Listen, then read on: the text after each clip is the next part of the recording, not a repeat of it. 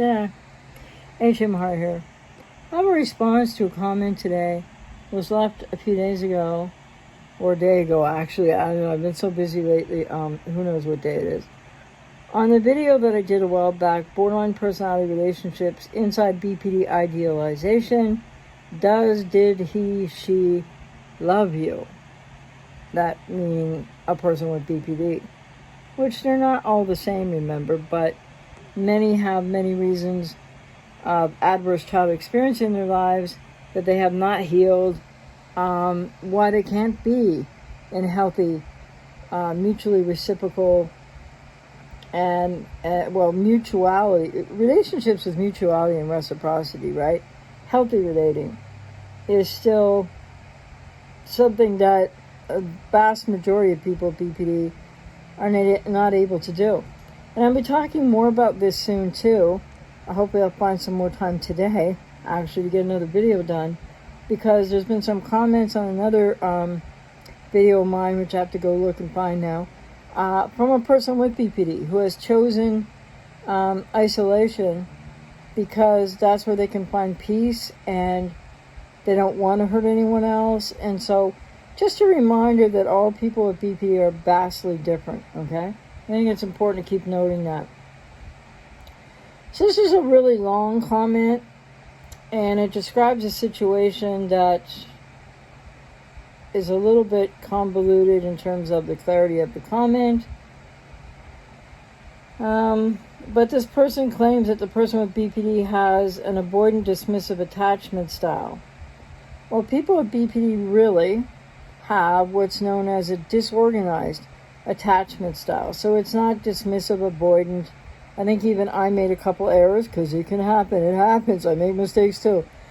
In a couple videos, maybe older, I don't know where I encountered them recently, but like with comments and sometimes having to rewatch to get the context to respond to comments on older videos, I think I was alluding few years back to an anxious avoidant attachment style. But for people with BPD, it's disorganized attachment, which really, in my opinion, and from what I've read and researched on this, it's arguable that people with BPD don't have any attachment style. That it's all about the unhealthy bonding, and that it's disorganized, yes, but it doesn't fit into the, quote, attachment style, unquote, of people with BPD. Untreated especially does not, and without significant treatment again, does not fit into dismissive or avoidant or the four different basic attachment styles that people are familiar with. This person is declaring that this person with BPD has avoidant dismissive attachment style, but that's not accurate. And the person says they throughout their whole life have had a secure attachment style. Well, perhaps, but that comes into question a little bit when somebody's wanting to make, in this case of this person's story they shared, a rather impossible situation with a person who hasn't had very much, if any, treatment, I don't think any treatment, with BPD, that they are strongly in the codependency category here. So not every codependent will have insecure or less insecure attachment, but I think that when people have codependent, which is unhealthy relational styles of a sort of different variety, it's hard to say that they would have secure attachment in their childhoods either, but I don't know, but it's probably not a one-size-fits-all for sure. Anyway, for right now, I'm just going to skip down to the questions they ask without reading the whole comment, because that would take 20 minutes in and of itself. No offense to the commenter. There's lots of long ones. But I hope you people realize there's less chance I'm going to be able to respond to you with the long ones. So if you just want to share and it's long, that's cool. And the other thing is I'm getting so many questions that I can't answer. Really, I can make only short comments to, or if I respond in video. It's a lot of people commenting recently in the longer comments. Truly, really, you should book a session, because I could really be of much more help to you that way. So at the end of this long comment, they said they would appreciate some insight And there were 3 points. But they're also talking about this person they're with BPD that was with somebody else and how the other person affected them. And so I don't think it's really reasonable to get into all that here. So I'm going to go with point number 3, where this commenter said, I've asked him to go to couples therapy. He's very, very, very reluctant. Why would he be anything but very, very reluctant to go to couples therapy when he won't go to his own therapy? Person says, I love him and I want him to be happy and fulfilled. May I just say to all of you out there who love somebody with BPD who's untreated and you want them to be happy and fulfilled, that's lovely. It's a lovely dream. It's a lovely wish. But it isn't reality for them right now. And it can't be made their reality unless they choose their own therapy, not couples therapy, their own therapy to get the help that they need, which takes many, many years. So if this person with BPD that this commenter is talking about is ever going to have what she wishes for him, sorry, I lost my place here, which would be for him to be happy and fulfilled, please hear me when I say no codependent can provide happiness or fulfillment for anybody with BPD. It doesn't work that way. So, I love him and I want it, yes. And feel if he refuses therapy with me, I'll have to leave him, which is absolutely soul-crushing. Again, with great respect and not just to the commenter, I want to say to people with codependency, are you thinking? And what do I mean by that? Well, you're feeling so much, right? Why would it be soul-crushing if this can't work out, given all the information that's out there? And I mean this with all due respect. And I'm going to be talking much more on this because why is it? Well, I have the answer. It's so compelling for people to keep trying to rescue and wish all this wonderfulness for people with BPD, which, to tell you the truth, I wish them all the wonderfulness in the world too. But I know the only way they can find it is by going to therapy and doing some really hard work for quite a long period of time. Because what happens to most people who get the diagnostic label of BPD, which is really that adverse response to adverse childhood experience, but still it's about a world of hurt that nobody deserves, they are not going to be able to relate to people in any healthy, mutual, reciprocal, congruent, adult, age-appropriate, mature way. And they don't know how to love, and they won't be able to take in your love. And it's not their fault, but it's now their responsibility. So this person would be soul-crushed if it doesn't work out. Well, with all due respect, I say be prepared to be soul-crushed and deal with that and get into a process. Work with somebody right now, because I'll get to the couples therapy in a moment. No good news there, by the way. So where was I in the comment? So they would be soul-crushed if this person BPD doesn't go to therapy with them. Then they know they'll have to leave him. And I would say, why haven't they already made that decision? But, hey, I understand. It's very difficult. I'm not judging. But this is the decision. This is the choice. This is what people with codependency are massively avoiding, is leaving the person with especially untreated BPD.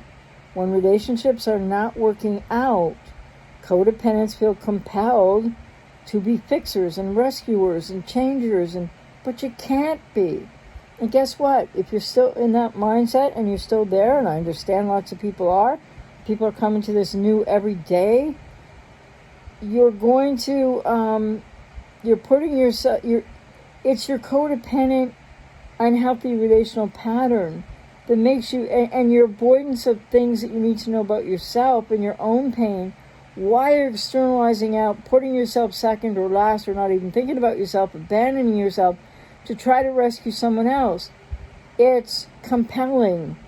It's a repetition compulsion within codependency, because you're really seeking to fix and change someone who also represents someone from your past.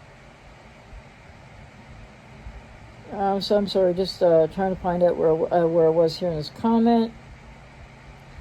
So if they have to leave him because he won't go to therapy with them, which would be soul crushing, they said, at the end of this comment, they said, does anyone have suggestions on how to approach this? I'm not sure how to manage and feel the need to discuss, but no idea where to start or how to do it. Well, I think most people would only offer the kind of comment that I'm going to offer here. But first, so the main message I need to give here again, which is okay, I don't mean to sound sarcastic or anything about that. There is no utility. There is only absolute futility in trying to go to, quote, couples counseling, unquote, with a person with BPD who has had no treatment of their own. And a person, forgive me, commenter, but you seem obviously codependent. So codependents need to do their own healing and recovery work. People with BPD, we would all hope that more people with BPD would do their own healing and recovery work. And even then, probably, people grow apart. It's not about coming back together, really. But couples therapy with somebody with BPD untreated, and even if well treated, and you're codependent and you're not treated, it's futility. And so maybe there's some couples counselors out there that would take homage at what I'm saying, but I don't know that there's a lot of couples counselors out there in general. There might be some in specific areas, but they don't even understand cluster B very well, or borderline personality, so-called label as it's labeled, but it's something, isn't it? But like I'm still saying, it's not a mental illness. It's not hardwired into the brain. It's not any of those things that the pseudoscience of American psychiatry says it is. But what it is a response to adverse childhood experience in the extreme that makes healthy relating in the here and now for people with BPD, unless and until almost full recovery and super significant treatment, impossible. So if you go to a couples counselor with somebody with BPD, as many people have, clients of mine have talked about this, have tried it with disastrous results, because that's what happens. If you can even drag that person, who this person says with BPD is very, very reluctant, into a couples counseling scenario, how do you think that could possibly work? When, this, the commenter and many others out there, you might relate. If you're ensconced in your codependency and what that means, and they're untreated for BPD, last I checked, I'm not a magician either, but couples counselors aren't magicians, and they can't, even if they understand BPD and cluster B, which many of them don't, because couples counseling is not designed for this scenario at all. So somebody untreated with BPD, somebody still rather ensconced in codependency and who might need more, a recovery and healing process of their own, it's a debacle. It's futility.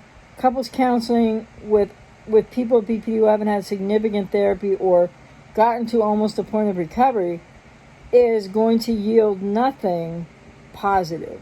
It's not going to help the relational difficulties, because the relational difficulties are primarily coming from people with untreated BPD, and they can't change that until they go through their own process of recovery, which is 8 to 16 years, according to Dr. John Gunderson, and that would be in a psychodynamic modality, as Dr. John Gunderson with Dr. Frank Yeomans pioneered transference-focused psychotherapy, which is just one of the better psychodynamic approaches. There are others. So I really hope you can hear this. If you're somebody with codependency and you're loving somebody with borderline personality, untreated, very, very reluctant to go to couples counseling, please don't go to couples counseling with somebody with untreated BPD. It's not what couples counseling is intended for.